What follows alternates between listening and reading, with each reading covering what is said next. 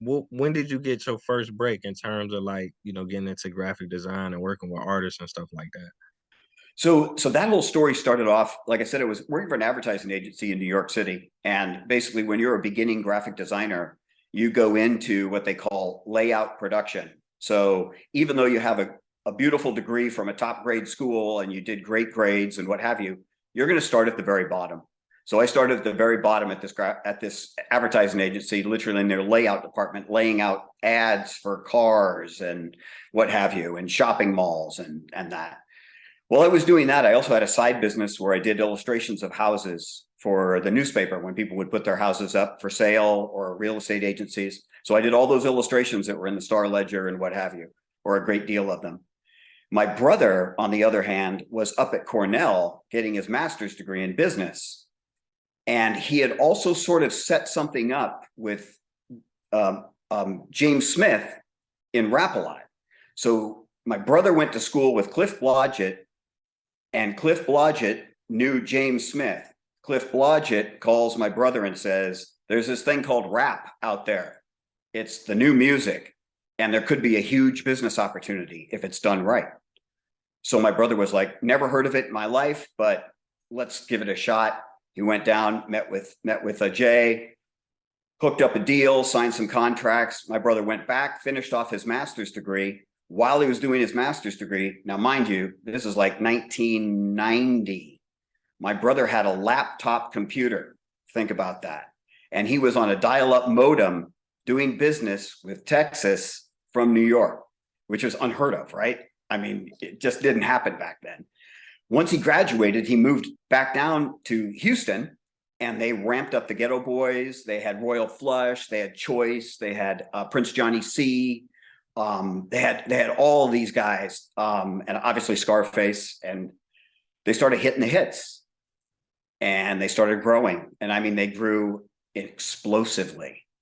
And so my brother knew I was in graphic design. He knew that stuff. They were doing some album covers that were not turning out the way they wanted to. They were using outside entities to do the covers, so they're really, really expensive. And they had all this other advertising and ads that they need laid out in-house. Rap-A-Lot at that time was growing into this like juggernaut, right? So he's like, well, why don't you want to come down and give this a shot? We need some storyboards done for videos. We need some covers done. I was like, I got nothing to lose, man. I'm not married. I have no connections. I'm like, nothing to lose.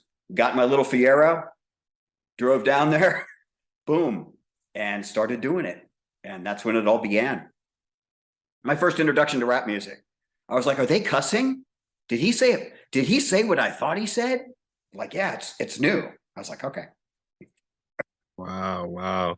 That's a major introduction, for the first time to hear hip hop and hear the Ghetto Boys, because they were so street and so uncut and raw. You They missed were the hard. whole 70s and the early Yep. 80s, but it turned out to be a blessing, because I think Scarface, he just performed at the Grammys, the That's last right. Grammys. So Yep.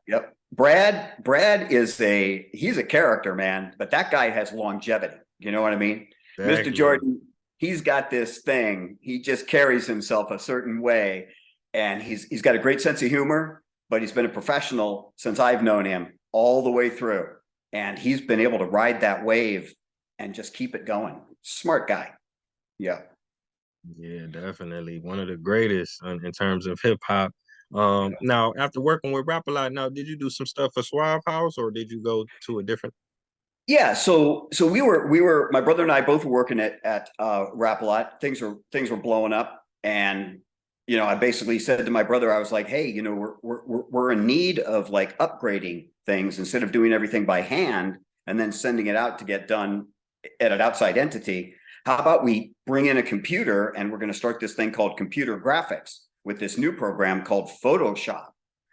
And my brother was like, well, okay. So he talked to Jay, and the capital investment on that, this is back in 1991.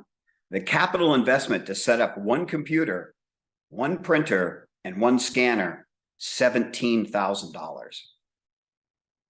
Yeah. And that's a big chunk of change. So there was a whole learning curve, of course, associated with any of that. So we sat down and we started going through it. We had a couple of the design entities there, a couple of the design people that knew a little bit more about it than I did, which was not a lot. And we just started working through all of these covers and making mistakes and writing down what mistakes were made. And eventually we got it down where we could actually design and lay out covers with special effects at Rap-A-Lot. That just elevated the covers and the image of everything that Rap-A-Lot was doing. And we started to see the fruits of that from the promo and from other acts coming to Rap-A-Lot saying, yeah, man, I want to join you because, you know, you've got some cool looking stuff. You've got great distribution. I want to be part of that Rap-A-Lot team. So that gave Jay a chance to sit there and say, hey, I've got this genre of artists that want to come here. And one thing led to the other. And then people started coming in and they're like, well, we just want to get the artwork done. So my brother and I sat down with Jay and we're like, listen, we have a demand that there could be two businesses here. There could be the art business, there could be the music business, and then there could be maybe the third business where we take care of everything. And we could not come up with an agreement, financial agreement with Jay to do the art as a separate entity and pay into that. So my brother at that kind of looked at it and said, what is the demand? The demand is very high. Maybe it's time to set up our own business. And that's where the beginning of Pen and Pixel started. Wow, I definitely appreciate you sharing that major hip hop history. Yeah, man. That's phenomenal. Okay, now, so I guess like you will work with each individual record label, or just if an artist wanted your work, because you said the setup was $17,000, so you got to have a budget. Do they pay up front, or you get paid off of every CD? So if you can Right. talk about No, that. no, I know people are like, oh, you must have got paid royalties off every single CD. And the way our business plan, my brother and I put a business plan together, we kind of looked at that whole thing and said that the headache of trying to track down which ones sold and which ones didn't, it just didn't make sense. So we did a per piece basis.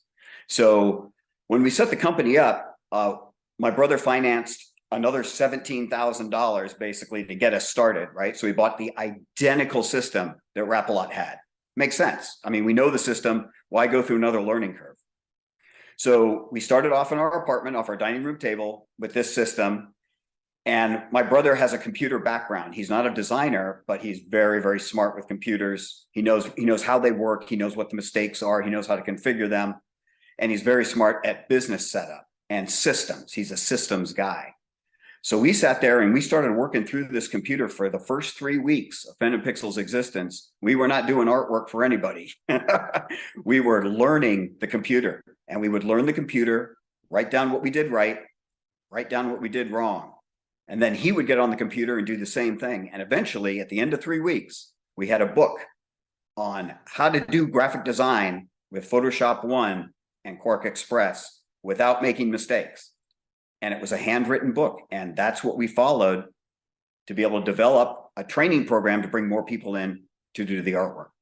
But the initial artwork, people think that Pen and Pixel was all the special effects artwork in the beginning. It was not. We actually designed little tiny cassette and little tiny CD covers for like Christian bands, Tejano, Mexican stuff. I mean, polkas. I mean, we did business with like Selecto Hits and Houston Records, where we would just pack all of these little basic CDs onto one sheet, send them out to get printed, come back, charge them for that.